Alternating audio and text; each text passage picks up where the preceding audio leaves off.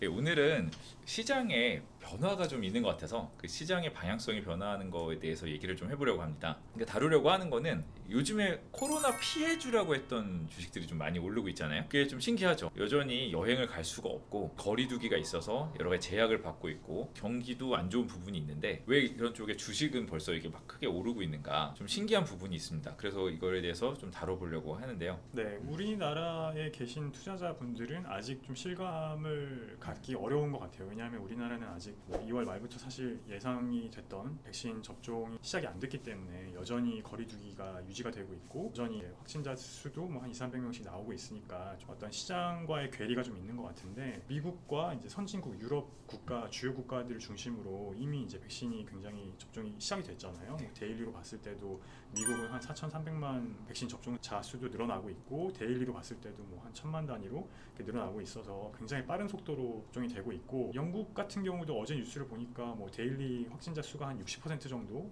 DOD로 많이 줄었더라고요. 그래서 그런 걸 봤을 때 이제는 조금 우리가 시장을 바라보는 관점도 팬데믹 이전에 봤던 언택트나 코로나 수혜주나 이런 것들을 보는 것보다는 그 접종이 점진적으로 진행이 되면서 집단 면역이 생긴 이후의 시대를 좀 봐야 되는 게 아닌가라는 생각을 갖고 있습니다. 사실 연말에 이미 미국이 시작이 됐는데 그 문제가 뭐였냐면 예상보다 너무 조금밖에 못 맞았어요. 이게 인프라가 없었던 거죠. 인프라 있어요. 사람이 있어야 되고 수입이 돼야 이게 빨리빨리 맞출 수 있는데 이게 준비가 안 됐었어요. 근데 바이든 행정부 들어오고 하면서 좀 더 원활해지고 있는 거고 그걸 숫자로 사실 공개된 정보입니다. 이렇게 맨날 트래킹을 하실 수가 있어요. 이렇게 보시면 그 하루에 2~30만 명 맞고 그러다가 지금은 하루에 평균 150만, 많은 날은 200만 명까지도 맞습니다. 그렇다는 얘기는 200만까지 간다. 이렇게 치면 한 달에 6천만 명씩 미국이 맞는 거예요. 이미 4,300만 명이 맞았고 그런 식으로 한 달이면 1억 가까이 이렇게 되는 거죠. 그렇게 되면 이제 이게 다 맞아갈 수도 있는 그림이 보이는 거예요. 아직은 좀 시간이 남았지만 이 백신을 다 맞은 후에 그림을 이제 사람들이 보기 시작하는 거죠. 최근에 좀 그 관련된 주가 기업들의 주가들도 좀 들썩였는데 아직까지 저희가 봤을 때는 큰 시세를 냈다거나 또는 실적에 기반한 주가 상승이 아니었고 여전히 어떤 시장의 관심은 테마성 그 이슈들에 좀 집중하는 부분이 분명히 있는 것 같아서 저희가 이번 그 영상을 통해서 한번 코로나 피해주들 그동안에 오르지 못했던 기업들 그다음 섹터들 어떻게 시장을 바라보는 게 좀 좋을 것 같은지에 대해서 말씀을 드리면 좋을 것 같습니다. 코로나로 인해서 못하던 것들이 풀리면 뭘 할 수 있을지 상상해보는 거 생각보다 어렵지 않아요. 맞아요. 우리가 돌아다닐 수 있게 돼요. 여행을 할 수 있게 되고 좀 더 가면 비행기를 타고 해외를 갈 수도 있죠. 그건 조금 더 멀겠죠. 근데 당장 나가게 되면 예를 들어 옷을 사입어야 되겠죠. 백화점을 갈 거예요. 옛날에는 백화점도 계속 무슨 확진자가 나오거나 그래서 못 갔어요. 근데 그런 것도 좀 풀릴 거고 유통업체 특히 오프라인 온라인 원래 잘 되니까 오프라인 유통업체 좀 나을 수가 있고요. 여기서 조금 더 생각하면 여행이죠. 여행 투어 업체도 있을 수 있고 그렇죠. 숙박도 있고요. 우리나라에는 좀 별로 없어요. 근데 미국에는 호텔업 엄청 많습니다. 중국에도 있고요. 그런 해외 주식도 이제 호텔 같은 거 있을 수 있고 이제 또 해외 요즘에 홍콩에 있는데 카지노가 좀 많이 오르고 있어요.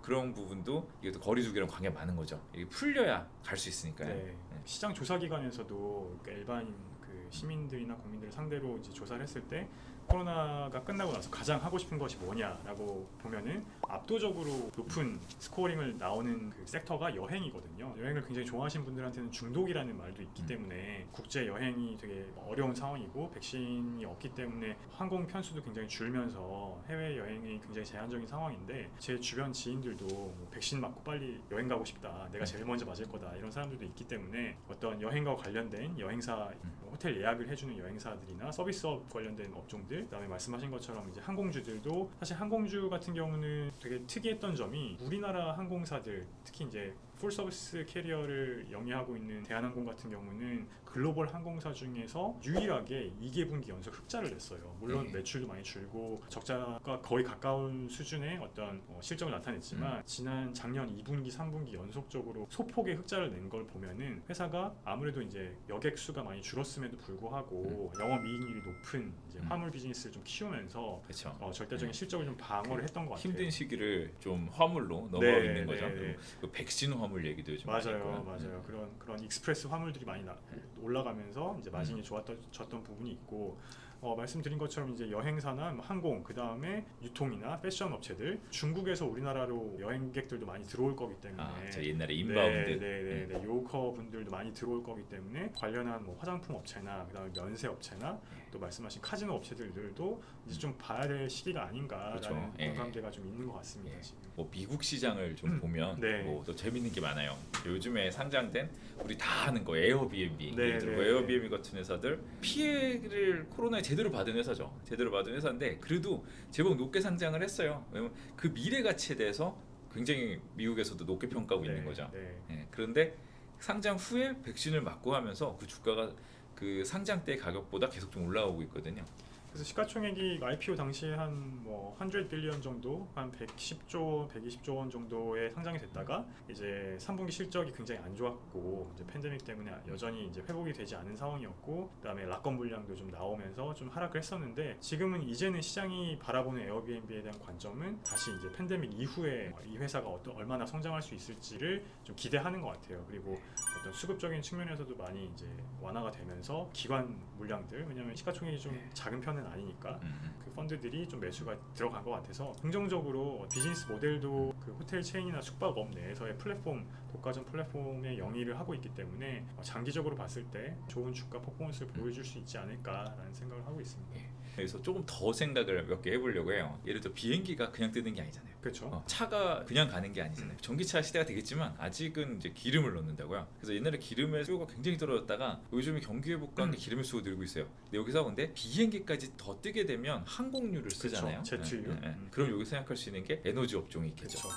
에너지 업종 같은 경우는 글로벌 전 섹터를 불문하고 작년 2020년에 지주시장이 굉장히 좋았잖아요. 근데 에너지 섹터만 글로벌하게 마이너스 수익률이었습니다. 한 20-30%의 마이너스 수익률이었고 그 이유가 실제로 실적이 굉장히 안 좋아졌으니까 매출도 많이 줄고 적자 전환한 기업들이 많았습니다. 왜냐하면 유가가 빠지면서 정유 업체들, 에너지 업체들의 재고 평가 손실이 굉장히 커졌기 때문에 뭐 정당한 주가가 나왔던 부분이 있는데 반대로 생각하면 이제 말씀하신 것처럼 경기가 좀 회복이 되고 여행 수요도 올라가면서 제트유에 대한 수급도 올라가고 그다음에 차량 운행도 많아지면서 수요가 맞아요. 늘어날 테니까 그렇게 되면은 관련된 그 정유 기업들의 실적도 저절로 올라갈 거고 유가도 이제 가격이 올라가면서 재고 평가 이익으로 이제 잡힐 테니까 그렇게 되면은 에너지 기업들도 지금 좀 볼만한 시점이 아닌가 그 주변에 이럴 때 갑자기 정유주 왜 오르냐. 맞아요. 그거 의문 많아요. 이게 또 좋지도 않은데 왜 오르냐. 그리고 유가 왜 오르냐. 현실에서도 개선도 있지만 그 미래에 대한 기대가 되게 반영되는 거죠. 엔터테인먼트야말로 사실 온라인 콘서트랑 뭐 음원 그리고 여러 게임 매출 등으로 많이 극복을 했지만 아직도 큰 걸 하나 못 하고 있어요. 오프라인 콘서트 못 하잖아요. 대면 콘서트를 전혀 못 하고 있죠. 그게 뭐 몇천억 단위 매출이 될 수 있는 거기 때문에 그거에 대한 기대 봐야 되겠죠. 아티스트 분들도 지난번 그 유튜브 방송을 통해서도 말씀을 드렸지만 팬들과 이제 직접 만나서 공연을 하고 싶은 욕구가 엄청나게 커져 있을 거고 그다음에 팬들 역시도 이제 직접 만나서 이제 그 공연장의 열기와 함께 소통하는 그런 욕구가 굉장히 커져 있을 거기 때문에 백신 접종이 완료가 되고 어떤 대면 공연도 제한적으로나마 시작이 된다면 사실 주가는 뭐 기업의 가치보다 선행하는 성향이 있기 때문에 훨씬 더 어떤 업사이드가 클 수 있지 않을까. 국내에 그 엔터테인먼트 기획사도 있지만 뭐 미국에도 상장되어 있는 어떤 글로벌 공연 플랫폼 회사들이 굉장히 많아요. 뭐 예를 들면 라이브 네이션 같은 그런 회사들도 에너지 업종만큼 작년에 굉장히 못 올랐거든요. 실적이 그렇죠. 매출이 한 90% 정도 빠진 회사들이 많으니까. 근데 그런 회사들도 PSR이나 PER 밸류에이션이 굉장히 저렴한 상황에서 어떤 실적이 이제 자연적으로 올라올 수 있는 부분이 있고 그 이외에 이제 자체적으로 좀 준비했던 구조조정의 효과가 숫자로 찍히게 된다면 이제 앞으로 한 2년 후로 봤을 때는 좋은 투자처가 될 수 있지 않을까라는 생각을 하고 있어요. 미국의 그런 회사들을 보면 막 주가 보면 놀라실 회사들도 많아요. 에어비앤비도 고점이고 이거 빠져 있어야 되는 거 아닌가 싶은데요. 부킹닷컴도 뭐 거의 고점이고 이제 미국의 그 카지노나 좀 항공사 중에 좀 좋은 뭐 사우스웨스트나 아니면 아메리칸 호텔, 에어라인이나 뭐 트립스닷컴이나 익스피디아나 꽤 뭐. 주가 레벨이 높습니다 이제. 그러니까 이거는 근데 그거를 이거 너무 과잉이라고 볼 수 있는데 그러니까 기대가 빨리 반영이 돼서 이제 그 앞으로의 일을 이제 오늘 주가가 예견하는 부분이 있다. 약간 이렇게 생각할 수도 있고요. 그리고 패션 업체도 보면은 엘브랜즈 아시죠? 그렇죠. 엘브랜즈 같은 게 막 사실 옛날에 트렌드에 지져가지고 뭐 엄청 안 좋았어요. 근데 오히려 코로나 이후에 되게 좋아졌어요. 오히려 비용 구조도 더 좋아지고 그다음에 사람들이 이제 막 안 사다가 사기 시작할 때 확 샀더라고요. 주가 레벨 보면은 놀라운 수준까지 올라왔고 미국의 오프라인 유통에서도 되게 많이 이게 좋아졌습니다. 그래서 그런 예. 어떤 매스 마켓을 타겟팅한 브랜드도 실적이 자연적으로 좀 좋아지면서 주가가 많이 올랐는데 아시다시피 이제 명품 업체들 뭐 몽클레어나 뭐 LVMH나 뭐 그런 에르메스나 그런 기업들의 주가는 오히려 팬데믹 때도 그렇게 많이 빠지지 않았어요. 네, 맞아요. 예. 그리고 지금 최근에 국내에도 백화점 가보시면은 명품관 가면은 주로 샤넬이나 예, 에르메스 예, 들어가려면 예. 막 2-3시간씩 기다려야 예, 되는 예. 거 보면은 어떤 브랜드의 가치가 훼손되지 않았고 그다음에 그 수요는 오히려 여행을 못 가고 다른 쪽 소비가 줄어들면서 반대급부로 더 많이 올라간 부분의 수요도 있기 때문에 그런 회사들을 지금 이제 경제 정상화를 노리고 한번 매수를 해보는 것도 좋은 전략일 것 같아요. 네. 그리고 마지막으로 미국의 그 백신을 좀 긍정적으로 보는 것 중에 저는 우리나라랑 미국이 다른 이게 의료 체계가 엄청 다르잖아요. 이렇게 약국도 엄청 달라요. 그쵸. 이거 한 가지만 더 말씀드리려고 하는데 미국에는 약국이 이렇게 드럭스토어라고 올리브영 같은 게 있는데 올리브영보다 훨씬 큰 막, 그렇죠. 막 마트 같은 막 그런 데 있잖아요. 퍼스트에이드나 뭐 CVS나 이런 데 예, 가보면은 월그린. 월그린이나 이런 데 가보면은 거의 뭐 대형 마트 수준의 어떤 예. 약국 체인들이 있는데 예. 그런 곳에서 이제 백신 접종이 한번 이제 줄을 그쵸. 세워놓고 시작이 된다면 이제 바이든 정권 내에서 어떤 그 접종률을 올리기 위해서 집단 면역을 빨리 가속화시키기 위해서 우리 그렇죠. 그런 정책들을 쓸 거니까 훨씬 더 빠르게 생각보다 빨리 진행이 될 수 있을 것 같아요. 미국의 드럭스토어엔 진짜로 약사님이 있어요. 예, 그러니까 그렇죠. 우리는 약국을 개인으로 하는데 거기는 약국을 어떻게 보면 막 엄청 대기업파의 약국들이에요. 맞습니다. 거기를 이제 미국 정부와 계약을 맺고 백신을 완전히 이렇게 쫙 뿌리는 거죠. 그 엄청나게 속도가 빨라질 수 있어요. 거기에 대해서 CNBC인가 CNN인가 어디 뉴스 언론에 나왔는데 거의 한 달에 1억 명 페이스까지 올라갈 수 있다는 그렇죠. 거예요. 예. 우리나라 인구는 뭐 보름이면 이제 다 맞을 수 있을 정도 속도가 올라갈 수 있다. 그게 그들의 엄청난 이 유통망을 이용할 수 있다는 거죠. 병원들이 부담이 되게 큰데 이제 추가적으로 부담이 계속 되니까 이런 약국 체인을 이용하는 거예요.